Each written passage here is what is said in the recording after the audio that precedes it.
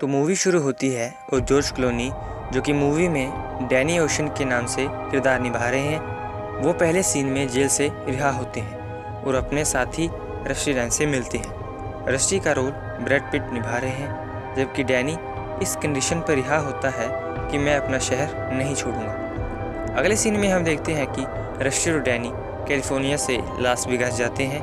यहाँ पर ये दोनों अपने पुराने साथी रिब्यून से मिलते हैं, जहाँ पर ये दोनों रिब्यून को चोरी का प्लान सुनाते हैं।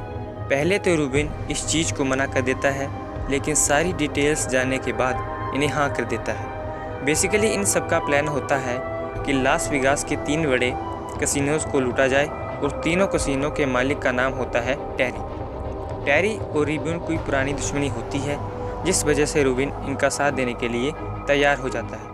सारा प्लान डिस्कस करते हुए ये बात करते हैं कि बिलाजियो नाम का एक कसिनो है जो सबसे बड़ा है और तीनों कसिनो की कमाई इसी कसिनो के अंदर आया करती है। अगर हम इसको लूट लें तो हमें किसी और कसिनो में जाने की ज़रूरत नहीं है। और वो वहाँ पर अंदाज़ा लगाते हैं कि इस कसिनो में लगभग 160 मिलियन US डॉलर हो सकते हैं। अगले सीन में हम देखते हैं कि डैनी और रस्टी अपनी एक टीम बनाते हैं, जिसमें कोई सिक्योरिटी का माहिर है तो कोई कैसीनो मैनेजमेंट के बारे में अच्छी तरह से जानता है। तमाम टीम के मेंबर्स बहुत ज़्यादा तैयारी करते हैं और कैसीनो की तमाम जानकारी हासिल करते हैं।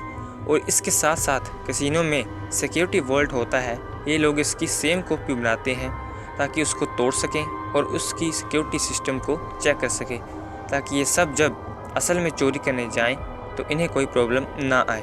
यहाँ पर टैरी को पता चलता है कि उसकी एक्स वाइफ अब डैनी की गर्लफ्रेंड है। अब क्योंकि टैरी डैनी के बारे में जानता है, तो जिस दिन चोरी होनी होती है उस दिन डैनी खुलेआम कैसीनो में जाकर बैठ जाता है ताकि वो सब की नज़रों में आ जाए।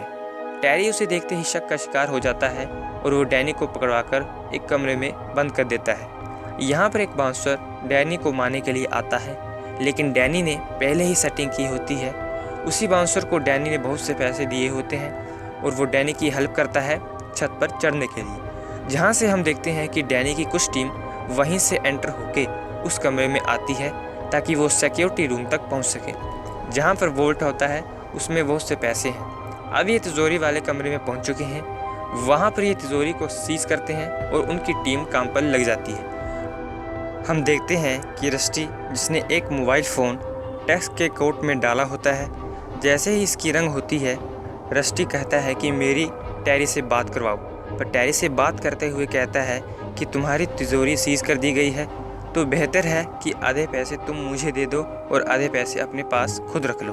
तुम्हारे पास बस यही एक रास्ता है। जब टैरी कैमरे से अपनी तिजोरी को देखता है तो वाकई उस कमरे का हाल बहुत बुरा हुआ होता है।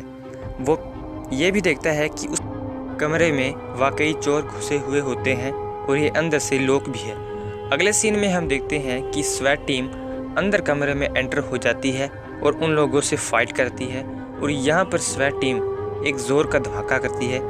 जैसे ही धमाका करती है तो जो अंदर कुछ पैसे होते हैं वो भी धमाके से जल जाते हैं और थोड़ी ही देर में स्वैट टीम वहाँ से निकल जाती है अपना ज़रूरी सामान लेकर। टैरी यहाँ पर बड़ा परेशान होता है और वो बार बार वीडियो फुटेज देखता रहता है और उसे रियलाइज़ होता है कि उसने कुछ टाइम पहले तिजोरी वाले कमरे में बिलाजियो लिखवाया था, जो कि इस फुटेज में मौजूद नहीं है। अब ये क्या होता है? तो होता यूँ, डैनी की टीम के सिक्योरिटी एक्सपर्ट झूठी इमेज टैरी को दिखा रहे होते हैं, जो बेसिकली उनकी ट्रेनिंग वाले कमरे की होती है। और यहाँ डैनी की टीम बड़ी आसानी से टैरी को बेवकूफ़ बना चुके होते हैं। और अब हमें पता चलता है कि जो स्वैट टीम थी वो कोई और नहीं बल्कि डैनी की ही टीम थी। अब हम देखते हैं कि डैनी उसी कमरे में लॉक होता है उस बाउंसर के साथ, जहाँ पर टैरी ने उसे बंद करवाया होता है। टैरी को पूरा शक होता है कि इस चोरी के पीछे डैनी का हाथ है, लेकिन डैनी बहुत मासूम बनता है और वो चोरी में इन्वॉल्वमेंट से इनकार कर देता है। टैरी गुस्से में डैनी को पुलिस के हवाले कर देता है, पर सबूत ना होने की वजह से उसे छोड़ दिया जाता है। अगले सीन में हम देखते हैं कि ये सब लूटा हुआ पैसा आपस में बांट लेते हैं और यहाँ से कहीं दूर चले जाते हैं।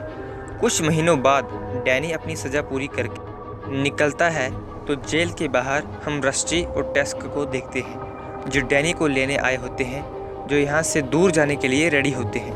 पर टैरी को इस पर अभी भी शक होता है और यहाँ पर हम देखते हैं कि टैरी के कुछ लोग इनका पीछा कर रहे होते हैं। टैरी कुछ नहीं भूला होता है, उसे पूरा विश्वास है कि इस सब के पीछे डैनी का काम है और ये इनका पीछा करके अपने पैसों तक पहुंच सकते हैं। और इसी के साथ ये मूवी यहाँ पर एंड हो जाती है। धन्यवाद।